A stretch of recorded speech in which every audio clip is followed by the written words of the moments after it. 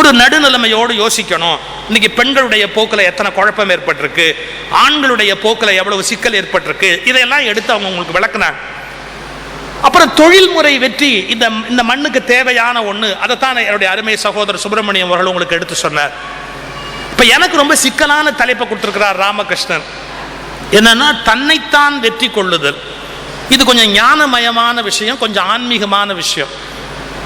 எல்லாருமே அடுத்தவனை ஜெயிக்கிறதுக்கு தான் ஆசைப்படுறானே ஒழிய தன்னை ஜெயிக்கிறத பற்றி பல பேர் சிந்திக்க மாட்டேங்கிறாங்க. தன்னை ஜெயிக்கிறதுனா என்ன, முதல்ல ஏன் அதை பற்றி சிந்திக்கணும்?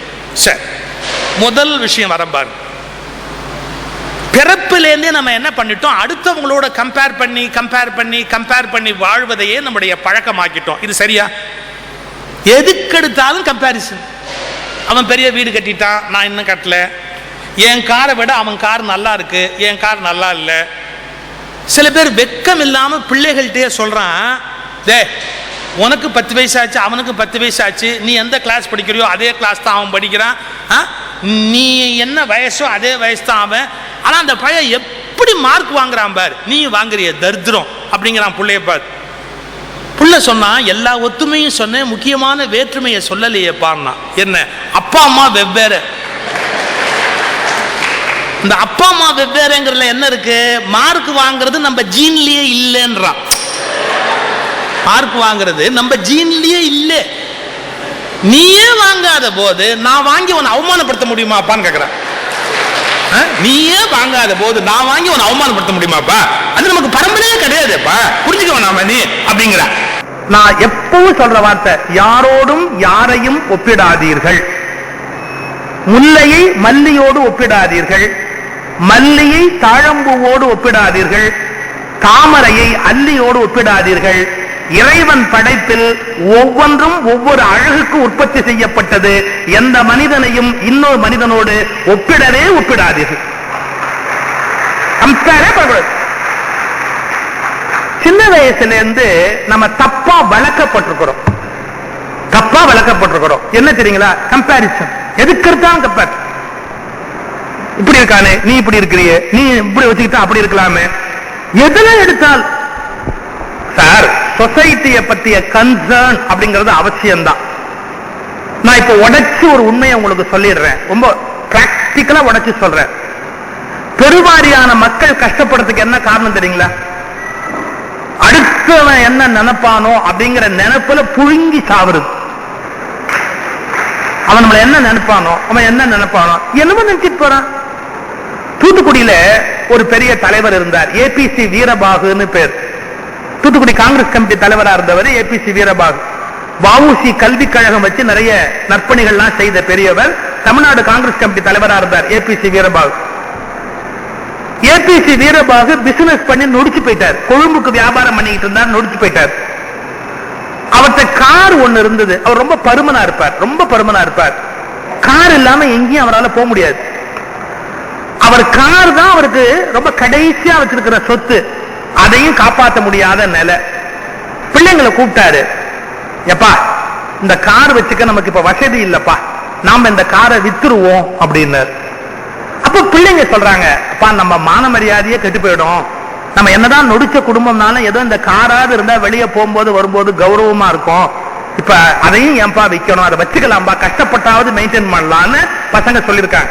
அவர் ஒரு வார்த்தை கேட்டாரா, ஏலே அறிவு இருக்கால உனக்கு, கார் வச்சுக்க நமக்கு வக்கு இல்லைன்னா வக்கு இல்லதானே, கார் வச்சுக்க நமக்கு வக்கு இல்லைன்னா வக்கு இல்லதானே, என்ன ஜம்பத்துக்கு காரு, என்னைக்கு கார் வச்சுக்கிற வசதி வருதோ அன்னைக்கு வாங்கிக்கலாம், அது வரைக்கும் இந்த கார் நமக்கு வேண்டியதில்லை, முதல்ல வித்துட்டு வா.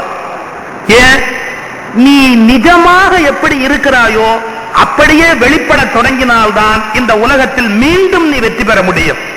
வேஷம் போட்டு அரிதாரம் போட்டு ஏமாற்றி கொண்டிருந்தால் நீ நிச்சயமாக வெற்றி பெறவே முடியாது. Accept your position. நீ இப்ப எப்படி இருக்கிற, நீ என்ன நிலையில இருக்கிற அப்படிங்கறத முதல்ல ஏத்துக்கோ.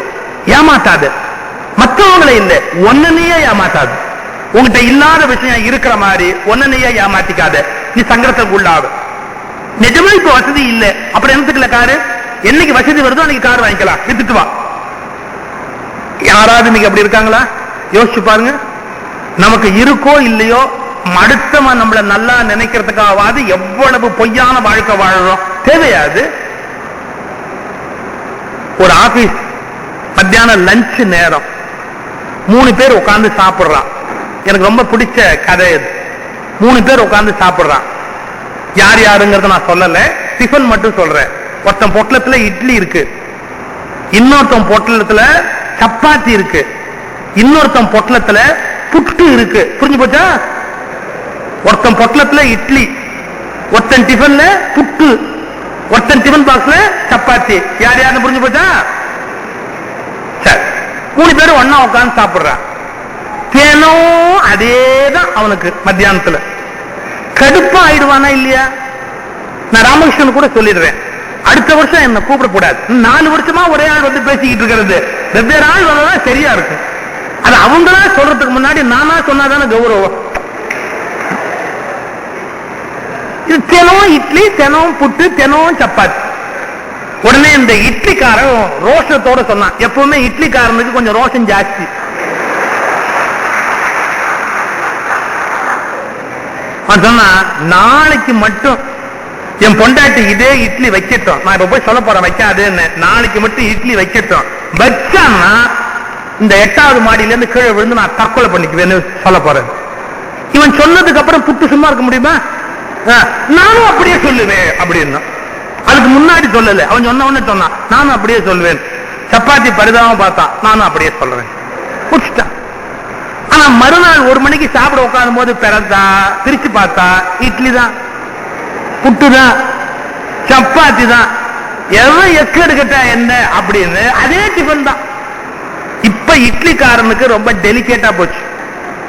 சொல்லிட்டான்ல, ரோஷம்னு ஒண்ணு இருக்குல்ல, நேரா போனா 8ஆம் மாடில இருந்து கீழே பாஞ்சிட்டான். இவன் பாஞ்சதை பார்த்த உடனே புட்டு அவன் சும்மா இருக்க முடியாது இல்ல, குடுக்குடுன்னு ஓடுனா 8ஆம் மாடில இருந்து கீழே குதிச்சுட்டா. அவன் குதிச்சத உடனே சப்பாத்தி நேரா ஓடுனா குதிச்சுட்டா. இவங்க ஆபீஸ்ல இருந்து அள்ளி போட்டு ஆம்புலன்ஸ்ல கொண்டு போய் ஆஸ்பத்திரியில அட்மிட் பண்ணிட்டு 3 பேர் பொண்டாட்டிக்கு போன் பண்ணி சொல்லி வாங்கம்மான்னு சொல்லி 3 பேரும் உட்கார்ந்து அழுகுறாளுங்க. அப்ப இட்லிக்காரன் ஒய்ஃப் சொன்னா, இது எப்பவுமே பேசும்போது இவர் சொல்லுவாரு, இது வரைக்கும் இவர் சொன்னதை எதையுமே நிறைவேற்றினதே இல்லை, அதனால விழுவேன்னு சொல்லுவாரே ஒழிய நிச்சயம் விழமாட்டாருன்னு நான் நம்பி இட்லி வச்சேன் அப்படின்னு. அப்ப புட்டுக்காரன் ஒய்ஃப் சொன்னா, அதுவாது பரவாயில்ல, எங்க வீட்டுல ரொம்ப விளையாட்டுதான் பேசும், அது விளையாடுதுன்னு நினைச்சு நான் இன்னைக்கும் புட்டு வச்சேன், சீரியஸா சொல்றேன்னு சொன்னா நான் வேற மாத்தி வச்சிருக்க மாட்டேன். நான் சப்பாத்திக்காரன் பொண்டாட்டி கேட்டா பாருங்க, எனக்கு ஒண்ணு புரியல. என்ன சப்பாத்தி போட்டதும் அவரு தான், பொட்டலம் கட்டினதும் அவரு தான், அப்படியே அவர் ஏன் விழுந்தார்?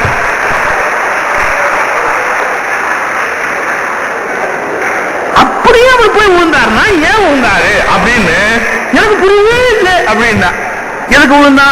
மத்தவன் விழறப்போ நாம விழாட்டி தப்பா நினைப்பானேன்னு விழுந்தான். மன்னிக்கவும், உங்களில் பலரும் 8ஆம் மாடியிலிருந்து குதிப்பதற்கு தயாராக இருக்கிறீர்கள். இந்த ஆபத்திலிருந்து உங்களை காப்பாற்றிக் கொள்ளுங்கள். அவன் என்ன நினைப்பானோ இவன் என்ன நினைப்பானோன்னா ஒரு நிமிஷம் இந்த உலகத்துல வாழ முடியாது. சொசைட்டிக்கு ரெஸ்பெக்ட் கொடுக்கணும், தர்மம் அப்படிங்கறத பின்பற்றணும், ஒரு ஞானமயமான கோடு அப்படின்னு உலகத்துல ஒண்ணு இருக்கு, அதெல்லாம் நம்ம அடாப்ட் பண்ணணும். ஆனா சின்ன சின்ன விஷயத்துக்கு கூட மத்தவங்க என்ன நினைப்பாங்களோ நினைச்சுக்கிட்டே போனா, மத்தவங்க திருப்தி பண்ணி மத்தவங்க அக்செப்ட் பண்ண முடியா வாழ்ந்துன்னு நினைச்சுக்கிட்டே போனா ஒரு வினாடி நம்மால சந்தோஷமா இருக்க முடியாது. இந்த கருத்தை முதல்ல மனசுல வாங்கிட்டு அதுக்கு அடுத்த லெவலுக்கு மேல வாங்க. இந்த உலகத்துல தன்னை வெற்றி பெறுதல் அப்படிங்கிறது என்ன? தனக்கு எதிரியாக இருக்கிறது யாரு? இப்ப என்னை வெற்றி பெற வேணும்னு நான் நினைக்கிறேன் அப்படின்னா முதல்ல மத்தவங்க கிட்ட பார்வையில இருந்துங்கிறத தள்ளிட்டு நான் எனக்கு மட்டுமே வர்றேன். எனக்கு எதிரி யாரு? யாரு என்ன எப்போதுமே வீழ்த்துறதுக்கு ட்ரை பண்றா? அம்மா, உங்கள 100% பேர் என்ன சொல்றீங்க? எனக்கு அவங்க தான் எதிரி, இவங்க தான் எதிரி, என் முன்னேற்றத்துக்கு அவங்க தான் தடை அப்படின்னு சொல்வீங்க. நீங்க கூட சொல்வீங்க, நான் சந்தோஷமா இருக்க முடியாததுக்கு காரணம் அவரு இவரு, யாரோ ஒரு எக்ஸ் ஒய் யாரையோ சொல்ல போறீங்க. பட் ரொம்ப டீப்பா நம்ம அனலைஸ் பண்ணி பார்த்தா நம்முடைய வெற்றி தோல்விக்கோ மானவமானத்துக்கோ புகழ் இகழுக்கோ ஒருபோது சந்தோஷம் துக்கத்துக்கோ மற்றவங்க காரணம் இல்லை. இதை புரிஞ்சுக்கிறதுக்கு ஒரு தைரியம் வேணும். மத்தவங்க நினைச்சுக்கிட்டு இருக்கிறோம், ஆனா மத்தவங்க காரணம் இல்ல. இப்ப யார் காரணம்? இது எப்படி புரிஞ்சுக்கிறது? மத்தவங்க காரணம் மாதிரி தெரியுதே ஒழிய உண்மையில மத்தவங்க காரணம் இல்ல.